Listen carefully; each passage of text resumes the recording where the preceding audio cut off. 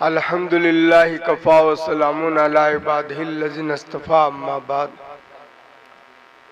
औज़ु बिल्लाहि मिनश शैतानिर रजीम बिस्मिल्लाहिर रहमानिर रहीम या अय्युहल्लज़ीना आमनू क़ू अनफुसकुम व अहलिकुम नारा व क़ाला नबिय्यु सल्लल्लाहु अलैहि वसल्लम इन्नमा बुइस्तु मुअल्लिमा व क़ाला नबिय्यु सल्लल्लाहु अलैहि वसल्लम इन्नमा बुइस्तु लिउतम्मिम मकारिमल अखलाक। जनाब सदर और मुअज़्ज़ज़ उलमाए किराम और मेरे दीनी भाइयों, आपका ये जलसे का आखिरी घड़ी है और ये मकबूलियत का वक्त भी है। हम लोग सभी आदमी मिलकर के ये दुआ करें कि अल्लाह ताला हम लोग जो कुछ भी जो है सुना और सुनेंगे उस पर अमल की तौफीक इनायत करे और दूसरों भाइयों को भी अमल कराने की तौफीक दे। खुद भी सुधरे और दूसरों को भी सुधारने की कोशिश करें। यह हमारी जो है क्या जिम्मेदारी है। अल्लाह रब्बुल इज्जत का इरशाद है मोमिनों को मुखातब करके, या अय्युहल्लज़ीना आमनू क़ू अनफुसकुम व अहलिकुम नारा, कि अपने आप को और अपने घर वालों को, अपने अहलो आयाल को आग से बचाओ। तो हुजूर अकरम सल्लल्लाहु अलैहि वसल्लम जब ये आयत पढ़कर सहाबा को सुनाए तो सहाबा ने अर्ज किया कि अल्लाह के रसूल, ये तो हमको समझ में आया कि अपने आप को हम बचाएं, लेकिन घर वालों को हम कैसे बचाएं, ये हमारी समझ में बात नहीं आई।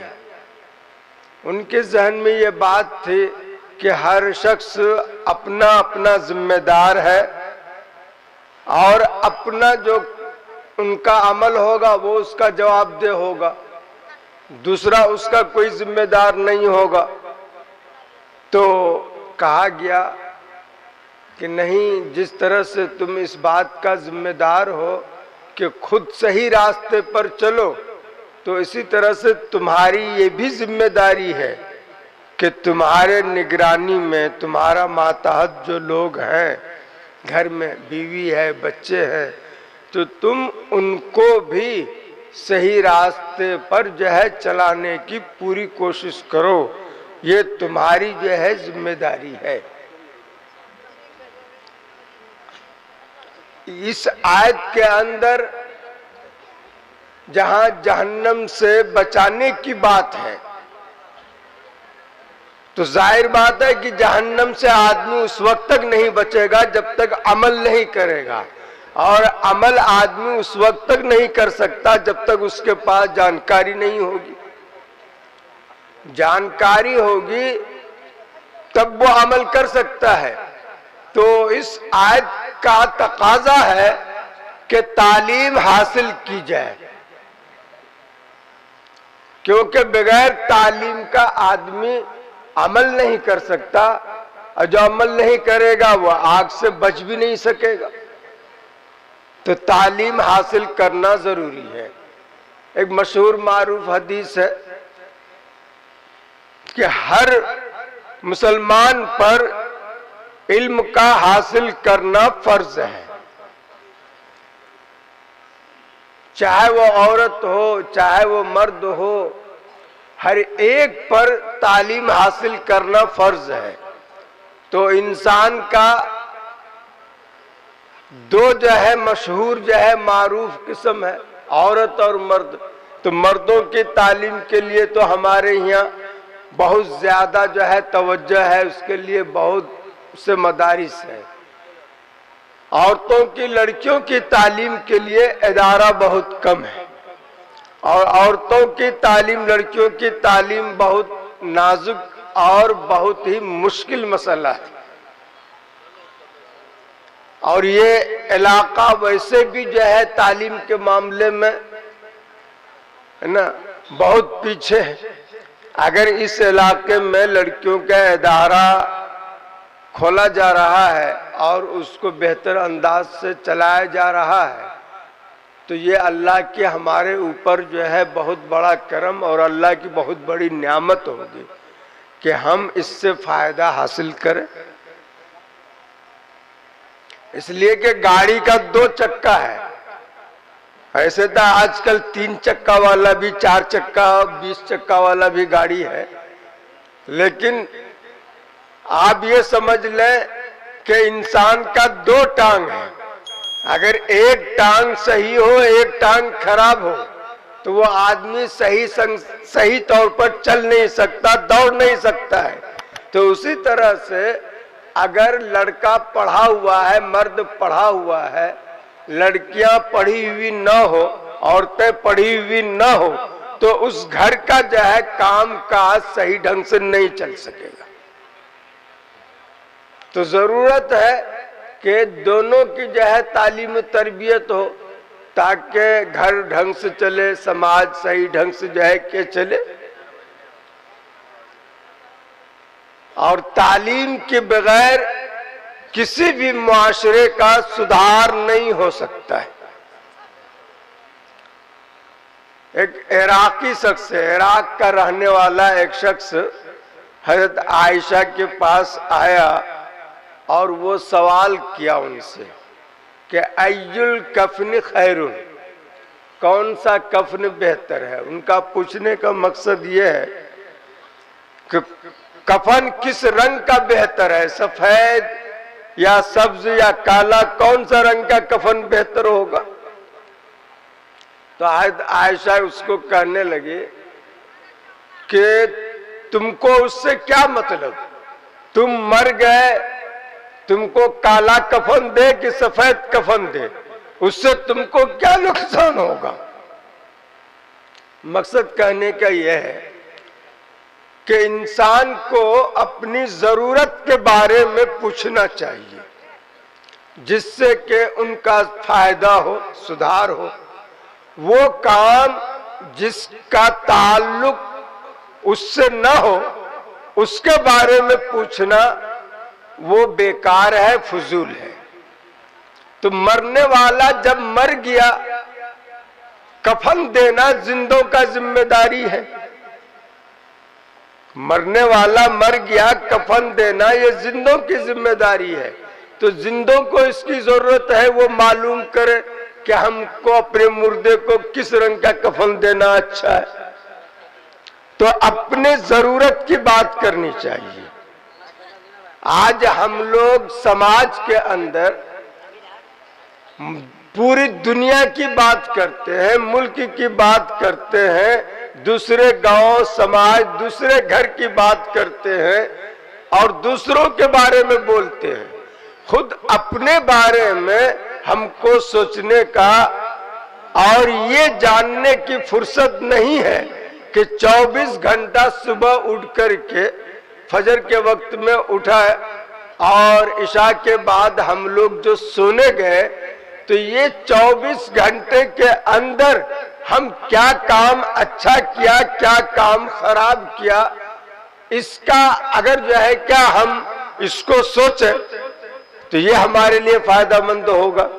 हम अपने बारे में सोचते नहीं है और दूसरों के बारे में जो है सोचते रहते हैं, उस पर तनकीद करते रहते हैं।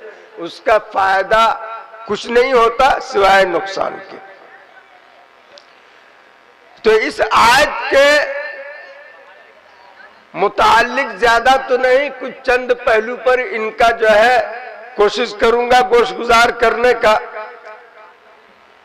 कि तुम अपने आप को, अपने घर वाले को जहन्नम के आग से बचाओ। खानदान के सुधारने की बात आ रही है। खुद भी सुधरो और अपने खानदान, अपने घर को भी जो है क्या सुधारो।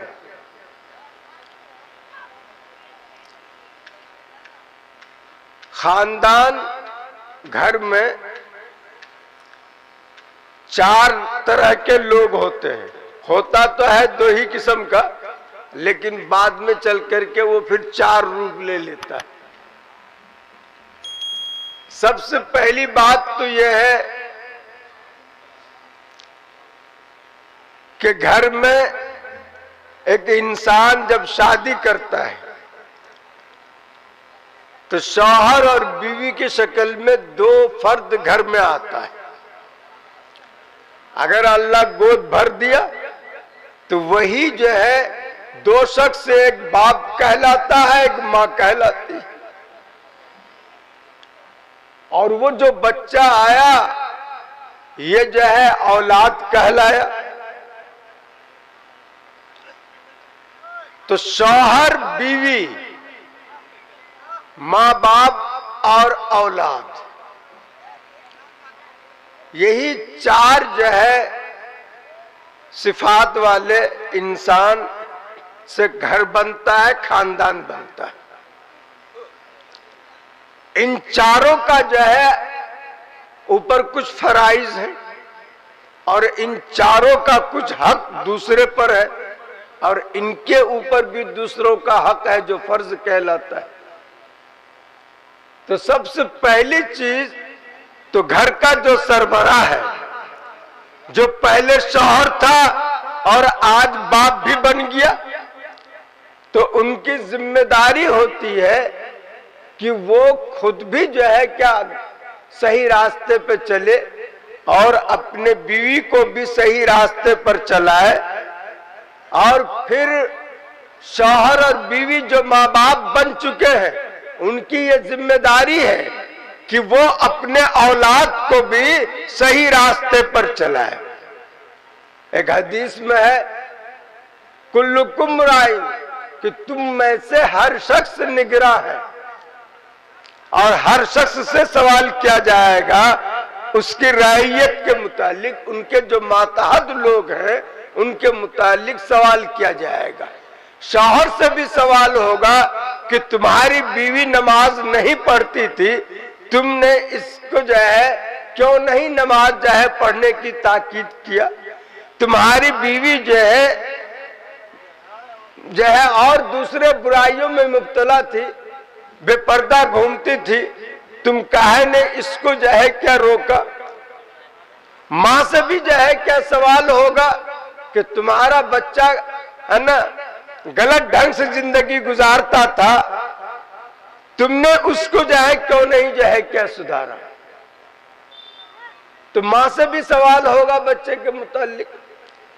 बच्चा जब जवान हो जाता है तो उन पर भी ये फर्ज होता है कि वो अपने माँ बाप का हक को पहचाने, माँ बाप के साथ जो है अच्छा सलूक करे। अगर वो माँ बाप के साथ अच्छा सलूक नहीं करता है तो बच्चों से भी सवाल होगा कि तुम्हारा सामने तुम्हारा माँ बाप बूढ़े थे, तुमने उसके साथ अच्छा सलूक क्यों नहीं किया, उनका जो हक तुम पर था तुमने वो हक क्यों नहीं अदा किया। तो बच्चों से भी जो है क्या सवाल होगा। तो इसलिए हर एक को ये जानना है कि उनके जिम्मा में क्या फर्ज है। इसके लिए तो तालीम जरूरी है। तालीम जब तक नहीं होगी तो क्या समझेगा कोई कि कैसे क्या होगा। और मियाँ बीवी बनने के लिए हमारे मजहब के रोशनी में शादी करना होता है। हाँ भाई, अब बगैर शादी के जो है मियाँ बीवी बन जाएंगे क्या? होता है, मगरिब में होता है, पश्चिम में होता है। अब वो हवा हमारे यहाँ भी चल गई है ना। लेकिन जो सही तरीका है, इंसानी तरीका है, इस्लामी तरीका है कि मियाँ बीवी जो होता है वो शादी से होता है, निकाह के जरिए से होता है। निकाह के ये पहली ईंट है खानदान की, घर का बनने का, खानदान के बनने का ये सबसे पहली ईंट है निकाह। अगर निकाह सही ढंग से हुआ तो हम ये समझते हैं कि आगे चल करके घर का पूरा जो है ना मामला सही डगर पर चलेगा।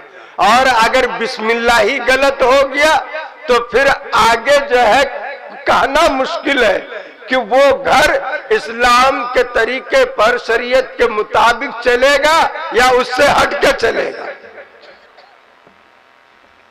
तो सबसे पहली चीज है निकाह का। निकाह के अंदर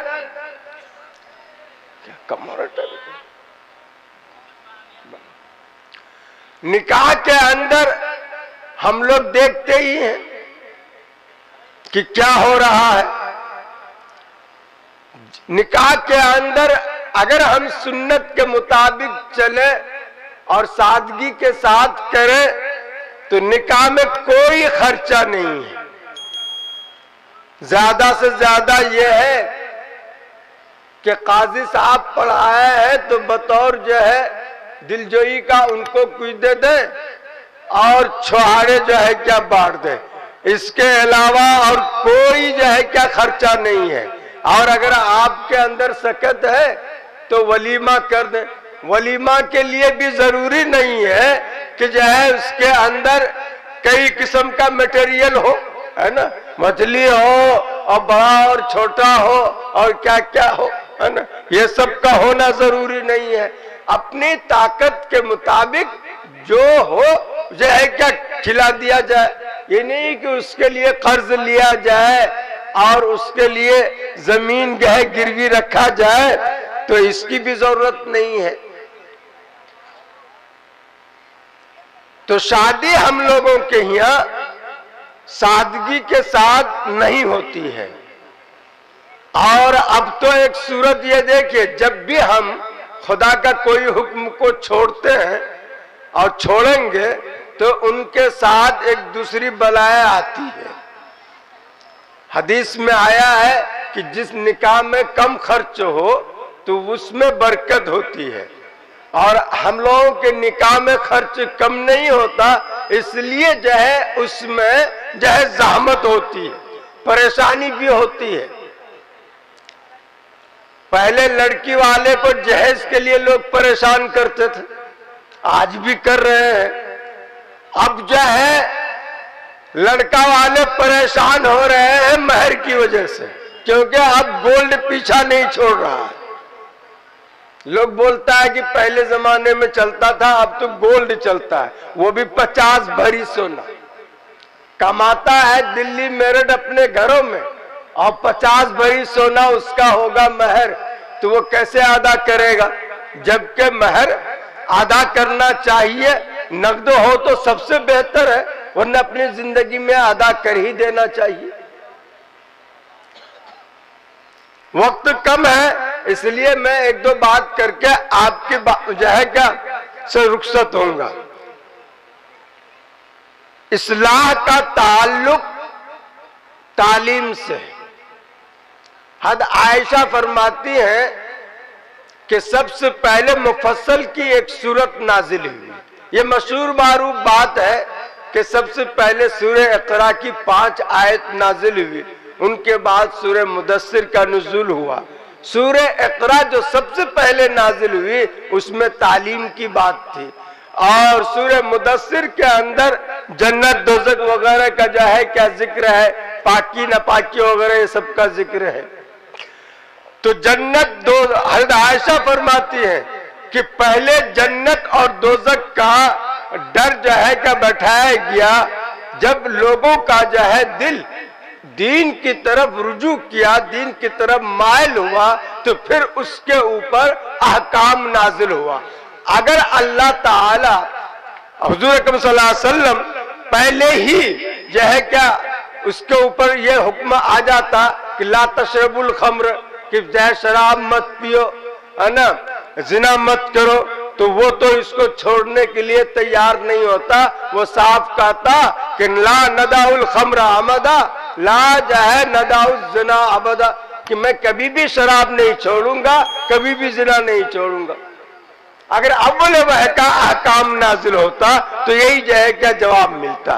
तो जो तरीका इब्तिदाए इस्लाम में इस्लाह मुआशरा का था, वो तरीका जो है हम अपनाएं तो इंशाअल्लाह उनका जो है क्या फायदा होगा। और उसका सबसे पहली जो है कड़ी वह है तालीम। लड़का हो या लड़की हो, उसकी जो है क्या तालीम दिलाया जाए और अल्लाह का उसके अंदर खौफ पैदा किया जाए।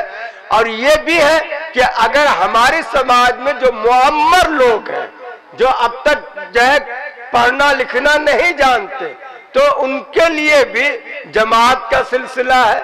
आप उनके में जाकर के तालीम हासिल कर सकते हैं और तालीम बालिगा का भी निजाम खोला जा सकता है, चलाया जा सकता है, जिससे समाज के हर सतह की जो है क्या तालीम जो है क्या पूरी होगी और हर सतह में जो है शरीयत की जानकारी होगी और उसके ऊपर जो है क्या अमल होगा। अल्लाह करे कि हम सबों को जो है दीन के बात को जानने की और उस पर अमल करने की तौफीक इनायत करे। वमा अलैना इल्लल बलाग।